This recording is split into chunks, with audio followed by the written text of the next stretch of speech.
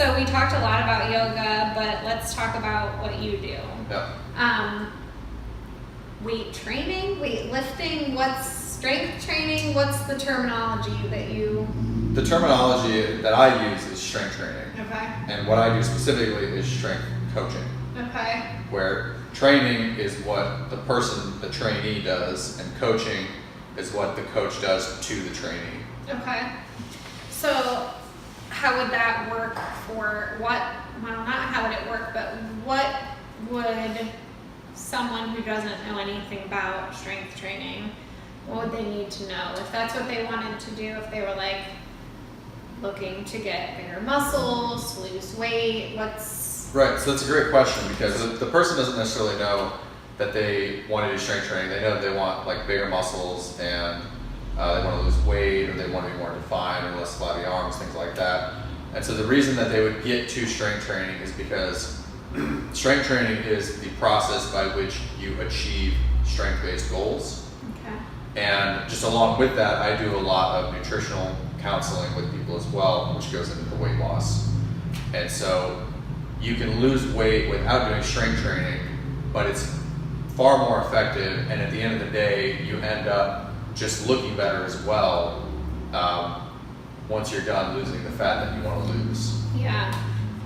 And so with the process-oriented kind of idea is that there's a lot of people who go into the gym and they know they want bigger muscles and they know they want firmer arms, and so they think, okay, well I have to do things to those areas, or I have to do things to my muscles. Right. And that's right. But then they don't have a plan of action for that. So if you said that you wanted to become a better driver, you would have to go from where you are now to that, and that path has a specific Right. set of, has a specific process. You can't just randomly do stuff, which is what a lot of people do in the gym, is that they go around and they read the instructions on the side, and they do, okay, whatever, 10 reps feels fine, and then I'll do this over here. And they have a very whimsical approach to training, a whimsical approach to strength. And it has to be process oriented. It has to be a discussion of how do we get from 85 pounds of squatting to 185. And the answer is actually pretty simple, is that you add a little bit of weight, and add a little bit of weight, and add a little bit of weight.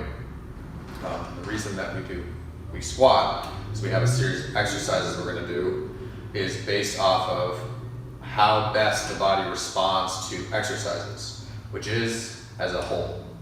So your body is a system that responds as a system, not as isolated muscles. And so we select exercises that include a lot of muscle involvement, such as the squat, the press, and the deadlift, that have a relatively long range of motion and allow you to lift large weights.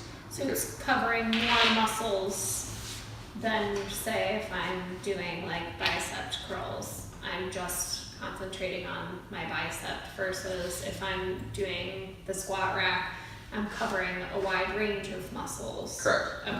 Yeah. And really there's a lot of reasons why that might be good, but the main two are, one, that's how the body responds to muscular adaptation or to muscular stress. And two, if you can get really good at 4 exercises instead of mediocre at 100, wouldn't you rather do that? Right. Because you can have a really consistent set of reps. Once seeing progress then would happen quicker, maybe? Yeah, I would say so. You get better results faster, and it's also just safer. And the big thing too is that it's also longer. So you, for example, with your biceps curl example, you might be able to add weight to your biceps curl, we'll say 3 times a week for a week or 2, maybe 3 weeks, maybe 4 weeks if you're lucky, but it's not going to be much more than that. Right, Whereas, and then you'll max out because your arm can only move so much weight versus your entire body, which can move more weight. Yeah, and you can advance your squat, the weight on the squat, for example, for decades. And a lot of people do that. A lot of people chase that over the years to try to get a heavier squat, a higher number on the bar. And what you find with the biceps curl example is that you would have to do something different. That's true of the squat too. You have to do something different, but you're still going to squat. You're just going to vary reps and sets, and then perhaps add in other exercises as well. With the bicep curl, when you decide you need to change something, it's all gonna come back to these 4 exercises, which are the squat, press, the bench press, and the deadlift.